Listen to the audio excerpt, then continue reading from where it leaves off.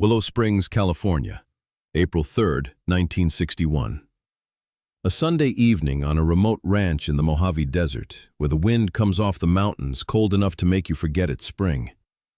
Donnell Clyde Cooley, Spade to anyone who ever watched television in Los Angeles, has been drinking. He is 51 years old, a former television star, a former king of anything worth being king of in Western swing music, and a man whose jealousy has been eating him alive for longer than anyone around him will openly admit. His wife, Ella May, is in the house. His 14-year-old daughter, Melody, is about to witness something she will spend the rest of her life trying to describe to courts, journalists, and herself. He doesn't know yet that within hours, Ella May will be dead, beaten, stomped, and strangled on the floor of their own home. He doesn't know yet that the charge will be first-degree murder, and the sentence will be life.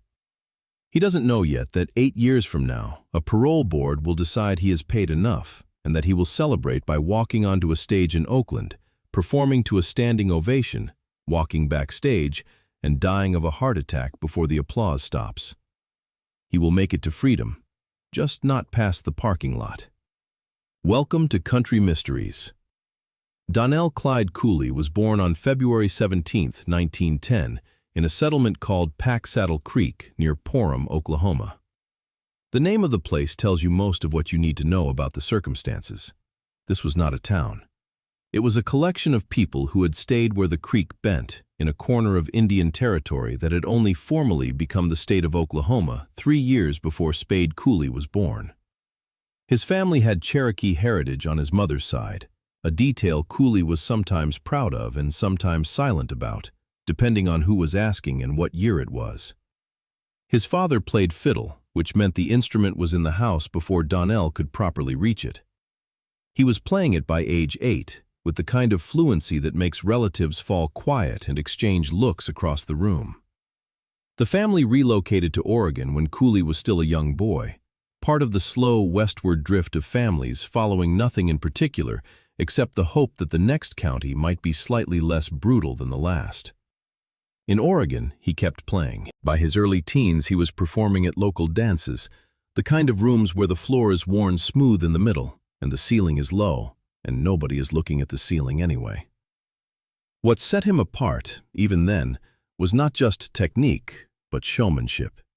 He had a physical presence at the fiddle, big, loose-limbed, unnervingly relaxed for someone playing that fast.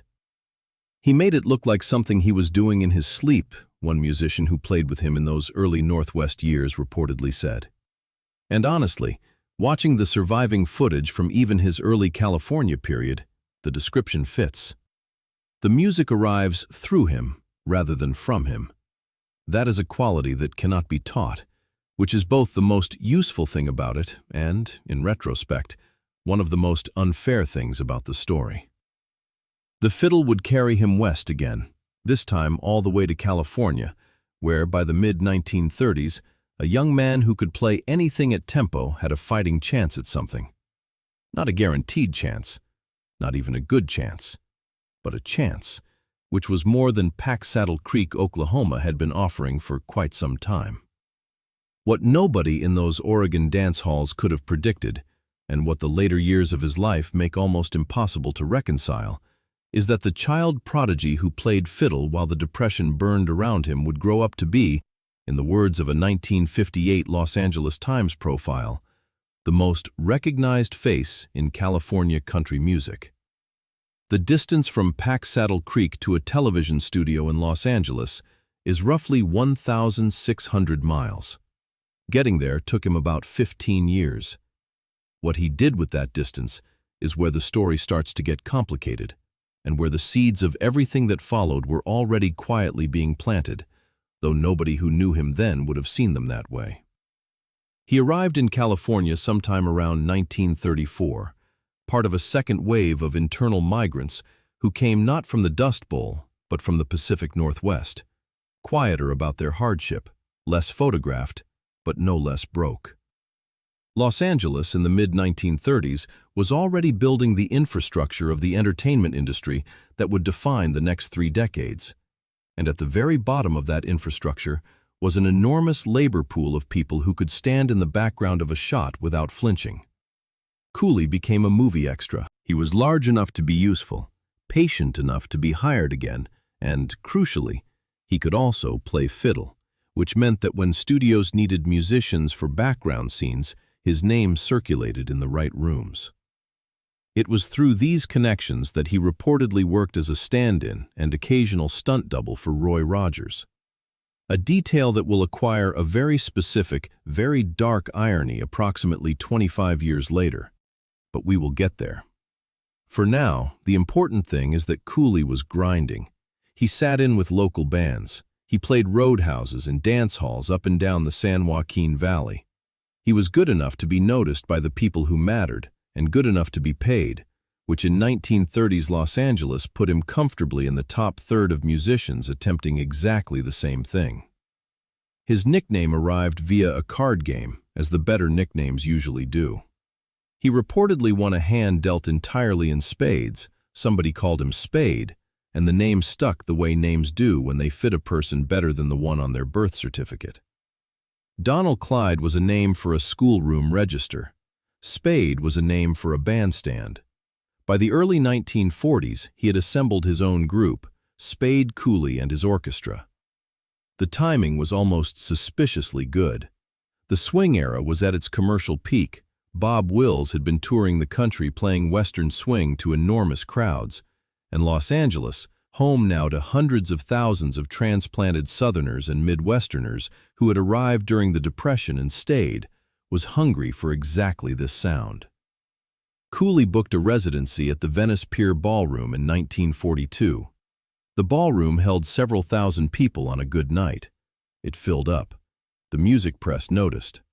A trade publication described his orchestra as playing Western swing with a polish that Wills never bothered to develop, a compliment that was simultaneously a quiet shot at the man who had invented the genre, and one that Cooley apparently did nothing to deflect. King of Western Swing is the title that followed. It was a title Bob Wills considered his, and the dispute over who owned it would simmer for years. Not that it slowed Cooley down. The Venice Pier, then larger venues. And then, in 1948, something no country musician had managed before, a weekly television show in prime time. That decision, right there, is the one that turns a successful band leader into something else entirely, and it will echo all the way to Oakland in November 1969. The Hoffman Hayride premiered on KTLA in Los Angeles on March 26, 1948. Named for its sponsor, the Hoffman Television Company, it was later renamed The Spade Cooley Show, a rebranding that tells you everything about who the audience was actually tuning in for. In an era when television sets were still furniture store curiosities for most American households, the show attracted an audience that was, by contemporary standards, staggering. At its peak in the early 1950s, the show was airing live on Saturday nights, and Cooley was receiving approximately 75,000 fan letters per week. 1,000 letters. From Los Angeles. Per week. For a country music and Western swing show that most of the national press had barely acknowledged existed. The format was live performance, Cooley fronting his orchestra, guest acts rotating through, with the production values of early television, which is to say, minimal sets, occasional technical disasters, and the particular kind of charisma that only works when the performer does not know they are supposed to be nervous. Cooley had that in abundance. He was a natural in front of a camera, loose, warm, and funny in a way that his off-camera temperament would later reveal to be, at minimum, selective. And honestly, watching the surviving footage, it is difficult to square the two versions of this man. The one on screen is genuinely magnetic. He is charming in the effortless way of someone who has always been the most entertaining person in the room and stopped noticing it decades ago. He was also becoming, around this time, one of the wealthiest musicians in California. The television fees, the live performances, the record deals. By the mid-1950s, Cooley was wealthy enough to purchase a 2,200-acre ranch in Willow Springs, in the high desert north of Los Angeles, and to announce plans to develop it into a resort he called Water Wonderland, an amusement park, artificial lake, and entertainment complex to be built in the middle of the Mojave Desert. The man who had arrived from Oregon 20 years earlier with a fiddle case and a willingness to stand in someone else's shot was now planning a theme park in the desert. These things happen when nobody around you has the authority to tell you to slow down. There is a version of this story that ends here and ends well. A career that winds down gracefully. A legacy sitting cleanly on the shelf beside Bob Wills and Tex Ritter and the rest of the Western swing pantheon. That is not the version that happened. The television show wound down in the late 1950s, ratings shifted, formats changed, rock and roll had started reorganizing what the American public considered entertainment. Cooley pivoted to live performance and kept working, but the peak had clearly passed. The ranch was a money sink. Water Wonderland never launched the way he had envisioned, and somewhere in the space between who he had been on that Saturday night stage and who he was when the cameras stopped, something in Spade Cooley's interior life had begun to corrode. Quickly, quietly, and entirely out of public view. Ella Mae Cooley was, by all accounts, a woman trying to hold a life together around a man who was actively dismantling it. She was a singer. She had performed in Cooley's shows for years before they married, and she was well liked in the Southern California country music community. Talented, personable, and by the early 1960s, deeply afraid of her husband. That last part would only become public record after it was far too late to be useful information. The marriage had its public-facing version. Spade and Ella Mae, the entertainment couple, professional and photogenic, fixtures of the Los Angeles country scene. And then there was the private version, which the people closest to them saw clearly and largely chose not to discuss while it was happening. Cooley drank, heavily, and increasingly so as the career momentum slowed.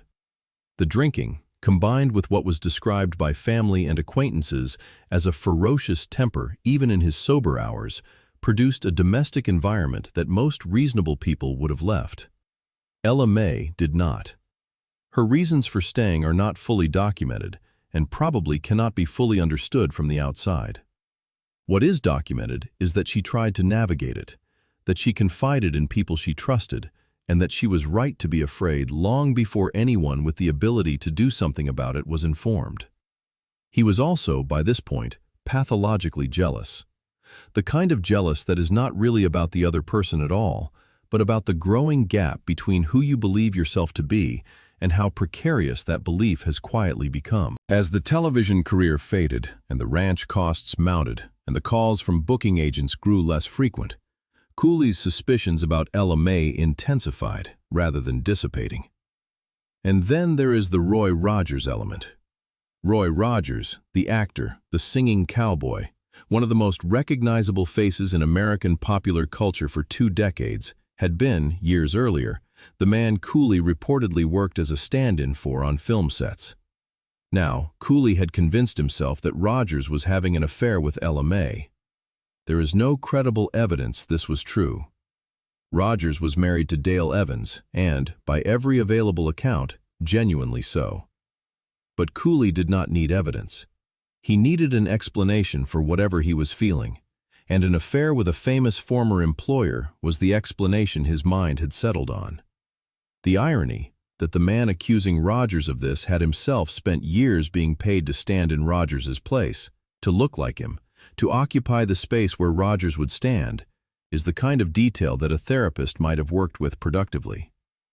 Cooley, as far as the record shows, had no such opportunity and no such inclination. Friends and colleagues would later describe a period in the late 1950s and early 1960s where his behavior around Ella Mae became erratic and frightening. There were incidents, physical altercations that were described in later court testimony as not isolated. Ella Mae had reportedly spoken to people about leaving, about being afraid, about not knowing how to exit in a way that would not make things worse. Meanwhile, their daughter Melody, growing up on the Willow Springs Ranch, was watching all of this from a 14-year-old's vantage point, aware of everything, capable of narrating none of it, unable to go anywhere. That vantage point, and what happened when it became relevant, would define the entire trajectory of the court case that followed. In early 1961, Ella May told Cooley she wanted a divorce. What happened in the days and hours between that conversation and April 3rd is reconstructed from testimony and from Cooley's own later account, which shifted in several details depending on audience and occasion. The one thing everyone agrees on is the date. The one thing everyone agrees on is what Melody saw. April 3rd, 1961, began as a Sunday. The ranch at Willow Springs, that monument to the good years, that 2,000-acre statement of having made it, was quiet the way remote places in the high desert are quiet. Not peaceful, just empty of outside noise. Cooley had been drinking through the day. By 1961, this was standard operating procedure rather than an event. The specific occasion on this particular Sunday was Ella May, her recent announcement that she wanted to leave, her intention to follow through on it, and his conviction that she was going to Roy Rogers. He began beating Ella May in the house. What followed lasted long enough and was vicious enough that describing it as a loss of control misses the point. Melody Cooley, 14 years old, present in the house, would testify at trial that her father ordered her to watch, that he told her to look at what her mother had done, that she begged him to stop, and he did not stop. Ella May was beaten with Cooley's hands and his feet. She was strangled. She was stomped on. The injuries documented in the coroner's report were extensive enough that the county medical examiner, in trial testimony, described them as consistent with prolonged and repeated assault rather than any single incident. She was 36 years old. Cooley did not flee. He called for help, accounts differ slightly on the exact timing, and Ella May was transported to a hospital where she died. He was arrested at the ranch. The story Cooley initially offered, that Ella May had fallen, that there had been an argument but nothing criminal, that he had found her injured, collapsed quickly under the weight of the medical evidence and, more decisively, under the testimony of his own daughter. Melody Cooley, who had watched the entire assault, who had been ordered by her father to watch, testified in court against him with a clarity that the prosecution would later describe as the most damaging element of the entire case. She was 14. She told the court, in detail, exactly what she had seen. And here is where the story becomes almost operatically ironic in its own grim way. The man who had built his entire public persona on warmth, the grinning television host who received 75,000 fan letters a week, who everyone in Los Angeles liked, was convicted of first-degree murder in August 1961, largely because his own teenage daughter had the memory and the courage to tell a court the truth. Not much of a legacy for the king of Western swing. The jury deliberated for a relatively brief time. The verdict was first-degree murder. Donnell Clyde Cooley was sentenced to life in prison. He was 51 years old. The ranch at Willow Springs, Water Wonderland, the theme park that never fully opened, would be sold to cover legal costs and debts. The television show was already a memory. The fan mail had stopped. The orchestra was gone. The empire, such as it was, had lasted about as long as the cameras were running. California Medical Facility, Vacaville. This is where Spade Cooley went, and where he stayed, and where, to the mild bewilderment of everyone involved in processing his arrival, he continued, in a number of ways, to be Spade Cooley. He organized musical performances for other inmates. He assembled a prison band.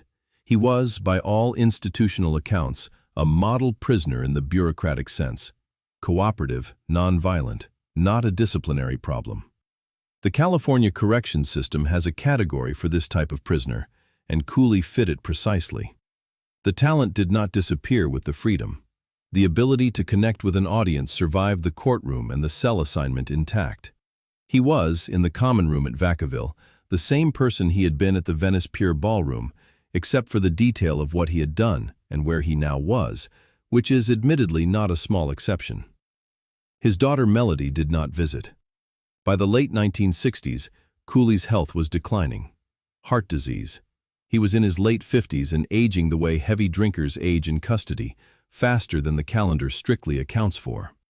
His lawyers and advocates who believed in the concept of genuine rehabilitation made the case to the parole board that Donnell Cooley had served sufficient time and posed no ongoing threat to society. The parole board agreed. On November 23, 1969, Cooley was granted a special temporary release to perform at a benefit concert for the Alameda County Deputy Sheriff's Association at the Oakland Civic Auditorium. The timing was deliberate. This was to be his public reintroduction. A demonstration that Spade Cooley, the entertainer, the performer, the person worth releasing, still existed and could still function in the world outside Vacaville. His formal parole was approved and set to take full effect in the coming days. So he took the stage at the Oakland Civic Auditorium on November 23rd. The audience, several thousand people who had grown up watching him on KTLA, who knew the songs, who remembered the Saturday night television show that had been a fixture of Los Angeles living rooms for a decade, gave him a standing ovation before he played a single note. Whatever they felt about the intervening 8 years, they were apparently not going to let that stop them from applauding. He performed the full set. By all accounts from people present that evening, it was a good performance, not the peak of what he had once been capable of, but solid and warm and real. He played the fiddle. He worked the crowd. He was, for those minutes on that stage, genuinely Spade Cooley again. He walked off stage to the kind of sustained applause that tells a performer the audience knows they are watching something they will remember. He went to the backstage dressing room. He suffered a massive heart attack. Spade Cooley died on November 23, 1969, backstage at the Oakland Civic Auditorium at the age of 59. A free man, technically, for the first time in 8 years. The parole was real. The release papers were signed. He simply did not live long enough to walk out the front door. The question of Cooley's legacy requires a kind of double accounting that most music histories prefer to avoid. On one side of the ledger, a genuine pioneer. Western swing as it developed in California, slicker, more orchestrated, more influenced by jazz and big band than the Texas version Bob Wills was playing, owes a significant portion of its commercial viability to what Cooley built at the Venice Pier and carried into those early KTLA broadcasts. He was among the first country musicians to understand television as a distinct medium rather than simply a stage with cameras pointed at it. His band, at its peak in the early 1950s, was exceptional, tight, sophisticated, capable of playing equally well for a dance floor or a listening audience. His recordings hold up. Shame on You, his 1945 hit for Columbia Records, became one of the defining songs of the California country sound and went to #1 on the Billboard charts. The arrangements across his Columbia catalog are consistently better than most people expect when they come to them now, which is both a compliment to the music and a measure of how thoroughly the murder buried it. On the other side of the ledger, he beat his wife to death in front of their child and ordered that child to watch. These two things are both true. The history of how country music and Western swing scholarship has dealt with that combination is its own uncomfortable small story. For decades after the conviction, mainstream Nashville history largely omitted him. The Western swing scholarship, more honest about the music because it had to be, given how central he was to its California development, acknowledged him with the kind of footnoted ambivalence that nobody quite knows how to shelve. The Country Music Hall of Fame has not inducted Spade Cooley. Ella Mae Cooley's name appears in accounts of the murder and in Melody Cooley's later interviews, and almost nowhere else. She was a singer. She was well regarded in the community. What became of that career and of the person it belonged to is, in most tellings of the story, treated as subordinate to what happened to the man who killed her. The music industry tends to be remarkably consistent about that particular editorial choice. Melody Cooley survived. She gave testimony at 14 that put her father in prison. She lived her subsequent life largely out of public view, and what she carried from that ranch in Willow Springs in 1961 is not something any outside account can adequately describe or account for. The California Corrections System issued a death certificate for Donald Clyde Cooley. Date of death, November 23, 1969. Cause: cardiac arrest. Location: Oakland, California. A free man. Right until the moment he wasn't. The Venice Pier Ballroom where he played his first major Los Angeles residency burned in a fire years later. The Water Wonderland Resort never opened as planned. The television show survives in fragments held by archives. Most people under 50 have never heard his name. Western swing did not forget him. It just never quite figured out what to do with him. Nearly 60 years later, it is still working on that. There is a version of Spade Cooley's story where you focus entirely on the music, the career, the early television innovation, and it is a genuinely remarkable story. Honestly. First major country act on live primetime television, a band that could play anything, 75,000 fan letters a week from a city that had seen everything. And then there is the rest of it. The two things do not resolve. I am not sure they are supposed to. What I can tell you is that Melody Cooley, who testified against her own father at 14 and carried that night for the rest of her life, is probably the most important person in this entire story. And the least remembered. If this episode landed differently than expected for you, drop it in the comments. I am genuinely curious where people land on a legacy like Cooley's. That question does not have a clean answer, and I would rather read your take than pretend I have worked it out myself. Next time on Country Mysteries, Shania Twain. Her best friend, her husband, and the cruelest swap in country music history. Subscribe so you do not miss it. I am Roman. I will see you next week.